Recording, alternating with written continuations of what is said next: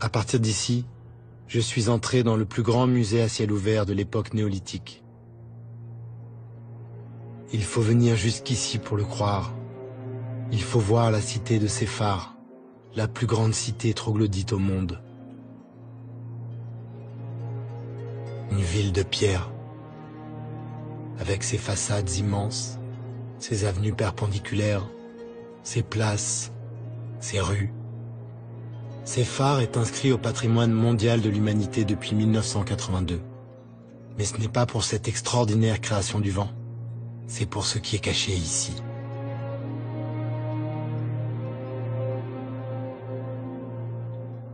« 15 000 dessins et peintures rupestres ornent les murs de cette monumentale cité naturelle. Séphar du Tassin Nadjer est un des plus vastes ensembles d'art rupestre préhistorique au monde. On y découvre d'immenses récits de guerre, de conquête, de civilisations perdues.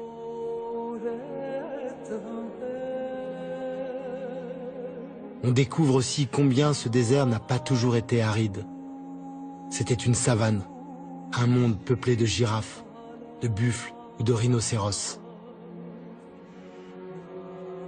15 000 œuvres qui racontent 6 000 ans de changement du climat, de migration de la faune et d'évolution de la vie humaine aux confins du Sahara, comme un grand livre du désert.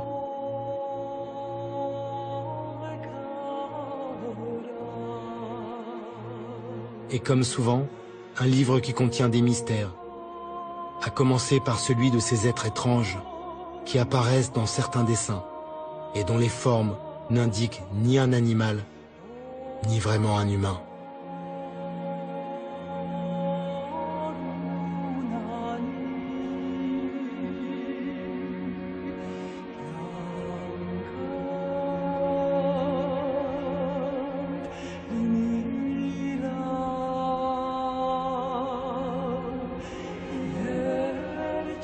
Rares sont les voyageurs qui s'aventurent au-delà de la cité de Séphar.